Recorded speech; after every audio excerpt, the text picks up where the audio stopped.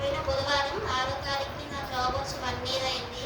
నా జాబ్‌లో ఎన్ని ఒడిదుడుకులున్నా, ఎన్ని ఇబ్బందులున్నా దేవుడు నన్ను ఆ ఇబ్బందులన్నీ దాటించి నా జాబ్ విషయంలో 1 ఇయర్ కంప్లీట్ చేసినందుకు దేవుడికి వందనాలు.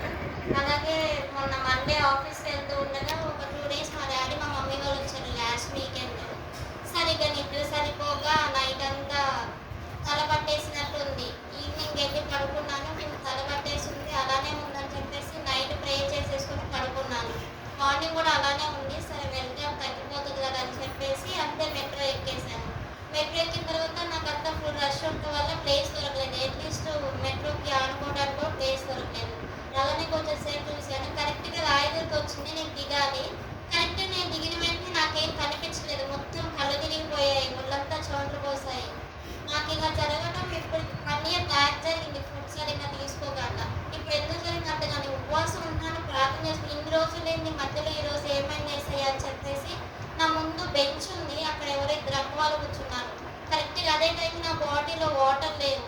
నాకేమో చెమటలు పోస్తున్నాయి. అట్లీస్ట్ వాటర్ అయినా తాగుదామని పక్కన అతను వాటర్ అడిగి తెచ్చింది.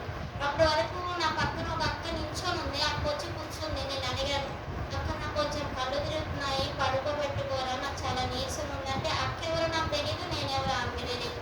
ఆమె వెంటనే బ్యాగ్ తీసి నన్ను పడుకోబెట్టుకుంది.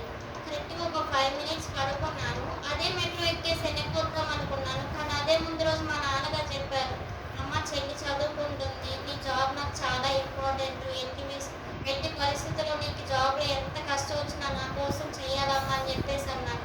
కళ్ళు మూసుకొని ప్రార్థన చేసుకొని యేసయ్య ఇప్పుడు నేను వెనక్కి వెళ్ళే పరిస్థితి కాదు, నాకు నువ్వు శక్తినిస్తేనే నేను వెళ్తానని చెప్పేసి కళ్ళు మూసుకొని అనుకున్నాను. నేను కరెక్ట్‌గా అక్క వాళ్ళు పడుకున్న ఒక 2-3 మినిట్స్‌కి నాకు చెమటంతా తగ్గిపోయి నేను నార్మల్ అయిపోయాను.